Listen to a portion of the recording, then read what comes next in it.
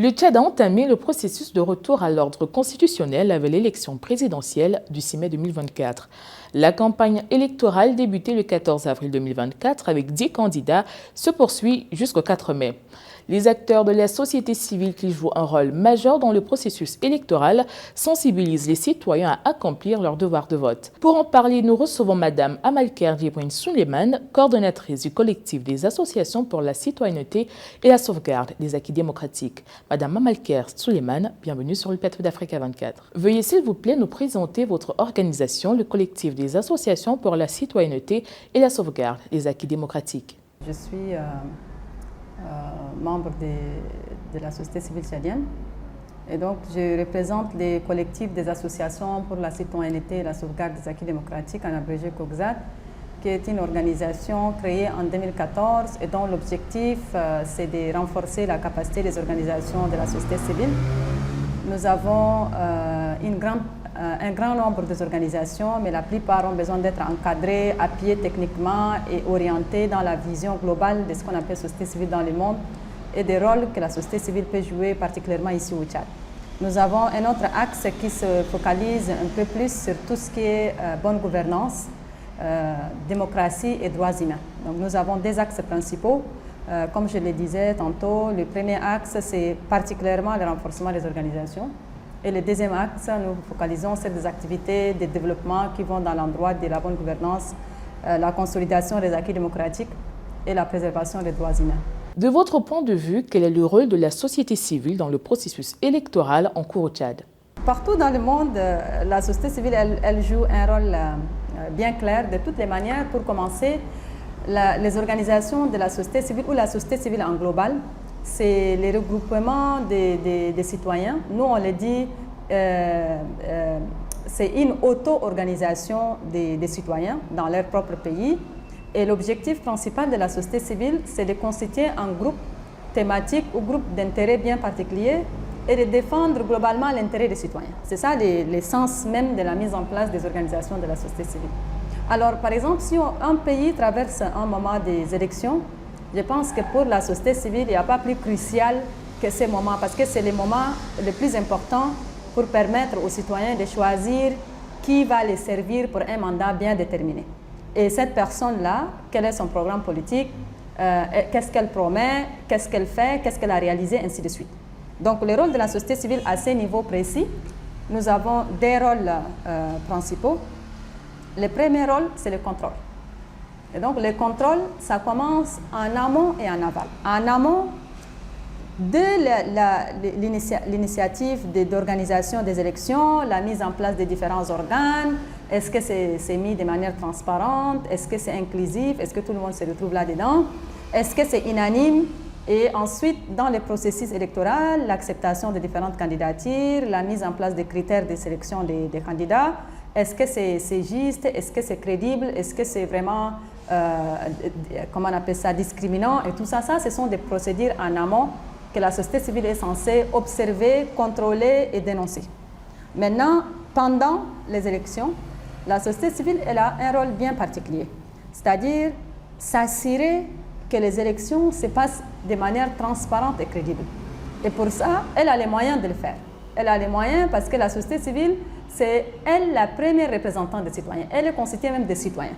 Les citoyens n'ont pas besoin de financement, ils n'ont pas besoin de promesses pour voir si leurs votes sont crédibles, si les opérations de vote sont crédibles ou pas. Les citoyens sont partout. Donc la société civile, elle a comme rôle de contrôler le processus des élections, c'est-à-dire, comme je venais de le dire, dès le début jusqu'aux opérations électorales. Est-ce que les gens votent dans les urnes? Est-ce que tout le monde peut voter? Est-ce que vraiment c'est les enfants qui sont en train d'être mobilisés? Et même dans le dépouillement des bulletins de vote, la société civile doit s'assurer qu'il n'y a pas d'irrégularités. Parce que s'il y en a, ça peut entacher automatiquement la crédibilité des processus électoraux. Et donc, ça peut appeler à d'autres crises post-électorales. Maintenant, en aval, la société civile, elle a aussi ce rôle d'apaiser les esprits pour ne pas qu'il y ait de conflits post-électoraux. Et les conflits, ce qui peut attirer les conflits, ce sont les irrégularités qui posent problème au niveau des élections. Alors si les élections se passent dans les bonnes conditions, on ne peut pas imaginer qu'il y aura des conflits post-électoraux. Donc nous, en tant qu'organisation de la société civile, nous appelons tous les acteurs de la société civile à observer de près les processus et de dénoncer si ça ne marche pas. Et aux citoyens d'exécuter ou de faire normalement leur devoir en tant que citoyens, c'est de décider en fonction de différents programmes politiques d'aller qui voter, c'est-à-dire décider soi-même de voter pour la personne parce qu'on a vu son programme où on est convaincu par la personne. Donc voilà un peu le rôle que la société civile peut jouer dans ces processus importants. Quels sont les sujets essentiels qui sont moins débattus pendant cette campagne que la société civile aimerait voir dans les programmes politiques des candidats? Dans les programmes des candidats, ce que nous savons, nous, organisations de la société civile, c'est ce qui s'est dit la plupart du temps dans les meetings, etc., des campagnes des uns et des autres. Et moi, je pense que dans les programmes, c'est vrai qu'il y a trop de la routine, ça c'est une triste réalité. Et la routine, c'est que les Tchadiens en ont vraiment marre, franchement. La routine, c'est de venir mentir, raconter les mêmes histoires simplement pour se faire voter. Et ça, je pense que ça ne passe pas aujourd'hui, parce qu'on n'est pas en 1990 ou 2000, mais on est en 2024. Donc les citoyens, ils ont le minimum de niveau d'éducation, le niveau de sensibilisation de la citoyenneté, et ils sont capables de savoir qui ment, qui ne ment pas, et quels sont les projets qui sont réalisables, parce qu'il faut aussi une faisabilité. Par exemple, on ne peut pas dire qu'on peut transformer les Tchad en paradis, ça ne se fait pas, ça c'est quelque chose qui ne se fait pas du jour au lendemain, parce que c'est un mandat bien précis. Donc, dans les programmes politiques, par exemple, en tant qu'organisation de la société civile, les manquements que nous avons observés, c'est surtout par rapport au renforcement de la gouvernance, c'est-à-dire de la bonne gouvernance. Le renforcement de la bonne gouvernance sous-entend aussi le renforcement de tout ce qui est droits humains. Ça, c'est très important. Parce qu'on a besoin d'un candidat, on a besoin d'un gouvernement qui nous assure que tous les Tchadiens sont égaux et que leurs droits soient respectés. Il ne faut pas qu'il y ait des gens qui tuent les autres ou etc., des trucs arbitraires qui puissent mettre en mal la société tchadienne. Donc, sur tout ce qui est, par exemple, droits humains, etc., ça, c'est quelque chose qu'on n'entend pas souvent dans les campagnes. Dans la bonne gouvernance, toujours, on entend très rarement les candidats s'atteler un peu plus sur tout ce qui est, par exemple, lutte contre la corruption. Alors que tous les candidats et tous ces, je ne sais pas, politiciens qui tournent autour comme des vautours, savent très bien que le mal de tous les Tchad se trouve au niveau de la corruption. Mais personne n'ose parce que ça arrange tout le monde en fait. Ça arrange tout le monde parce que ça peut en fait facilement faire de l'argent pour la campagne, pour ceci, pour cela. Donc personne n'a envie de toucher le vrai problème qui est la lutte contre la corruption. Et la lutte contre la corruption, ce n'est pas un vain mot, c'est un comportement, c'est un processus, c'est une action concrète, c'est un résultat concret que nous cherchons. Et pour ces résultats concrets, on a besoin de quelqu'un qui s'engage solennellement devant tout le monde et nous dit pratiquement comment se prendre pour lutter contre ces fléaux qui est très important. Dans le cadre social, par exemple aujourd'hui, si nous regardons un peu la vie des Tchadiens, c'est une vie de misère en fait. Je pense que moi, je ne me mets pas dans la peau des politiciens et je ne me mettrai jamais dans la peau des politiciens pour raconter des sottises, mais en tant qu'observatrice et en tant qu'acteur de la société civile, je peux confirmer, je peux reconfirmer, assurer et même prouver que la vie des Tchadiens est une vie de misérables en fait. Quand il s'agit de la santé, quand il s'agit de leur salaire, quand il s'agit de création d'emplois, quand il s'agit de l'éducation, aujourd'hui les enfants sont tous dans la rue. Les enfants sont dans la rue.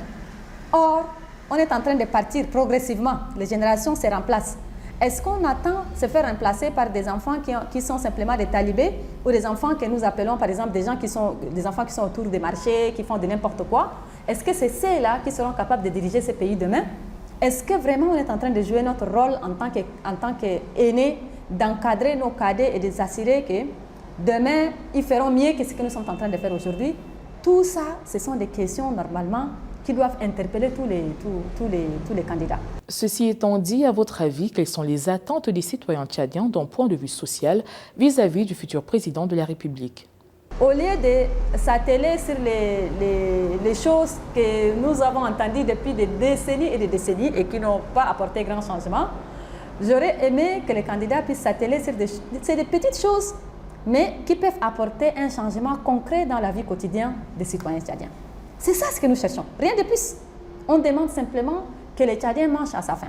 On demande simplement que les Tchadiens, quand il est malade, ils puissent être soignés, que ce soit dans les infrastructures, que ce soit publiques, privées, qu'ils puissent avoir les moyens de ne pas mourir parce qu'il est pauvre et il n'est pas capable de se soigner. On a besoin simplement que les enfants des pauvres, des riches, de tous les Tchadiens puissent aller à l'école et qu'il y ait le minimum de qualité d'éducation qui puisse nous garantir que demain, quand on sera mort, que le Tchad ne tombera pas.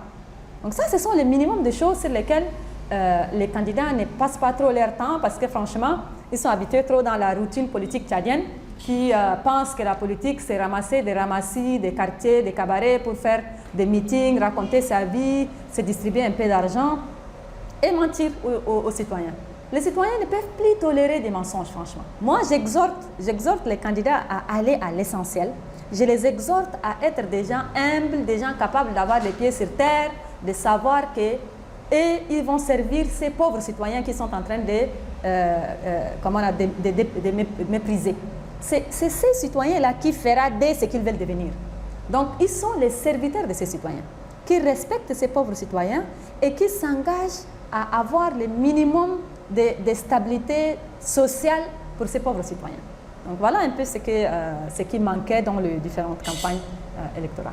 Les programmes politiques des candidats sont-ils à la hauteur des attentes des Tchadiens? Je ne dirais pas complètement pas à la hauteur, mais je dirais simplement qu'ils se focalisent plus sur les choses, c'est-à-dire sur des futilités. Parce que quand on emploie des grands mots, voilà, l'égalité des genres, on est tous d'accord, on est content. Mais il faut d'abord commencer petit, c'est-à-dire commencer là où ça fait mal, là où les gens sont en train de mourir. Vous avez entendu vous-même récemment que les gens ont dit dans les réseaux sociaux et tout, qu'il n'y a même pas de la place au niveau de la mort. Ça, c'est quand même quelque chose qui doit interpeller, ça fait mal. Pour moi, c'est un scandale du siècle. Hein. C'est une manière de dire que tellement que les Tchadiens meurent et que personne ne se soucie de leur nombre de décès, tout ce qui nous fait problème, c'est qu'il n'y a pas de la place où on fait allonger les morts. Alors ça, moi, je pense qu'on a vraiment dépassé les limites. Et toujours, je pense que si on regarde la grande partie des candidats, c'est aussi des arrivistes, c'est des gens qui n'ont absolument pas d'expérience politique, ils n'ont pas beaucoup de connaissances sur la réalité concrète des candidats.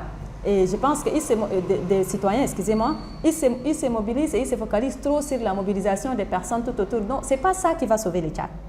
Moi, je pense qu'en tant qu'être humain, même si on est candidat au poste le plus important, il faut savoir qui sont les Tchadiens que je dois représenter. Parce qu'un président de la République, il représente les citoyens d'un pays.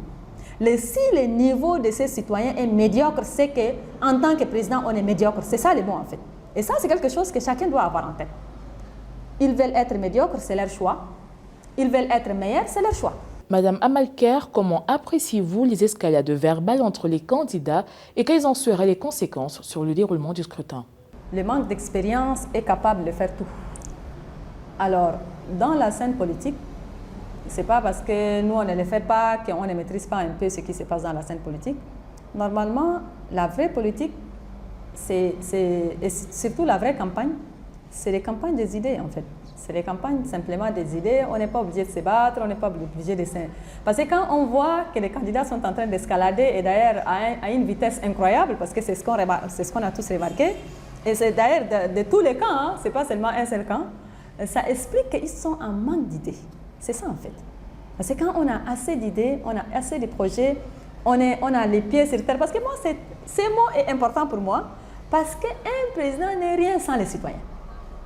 Donc, si tu penses que toi, tu es plus important que les citoyens, tu n'as rien compris en fait dans l'histoire. Rien du tout. Et les citoyens, c'est des gens qui sont capables de s'organiser pour te faire du mal en tant que chef de gouvernement ou chef ou représentant du pays. S'ils ne sont pas satisfaits, tu cours un danger quotidien chaque jour. Les gens sont prêts à mourir quand ça ne tient pas. Donc, par exemple, c'est arrivé dans d'autres pays, les Mali et tout, les représentants ou les présidents élus des pays ont été chassés par la société civile. Et la société civile, c'est qui? C'est les citoyens. Donc, si on s'en fout de la vie des citoyens, on s'en fout de leur quotidien. Madame Amalker Djibrine Souleymane, merci d'avoir répondu aux questions d'Africa 24. Madame, Monsieur, l'actualité se poursuit sur Africa 24 et africa24tv.com.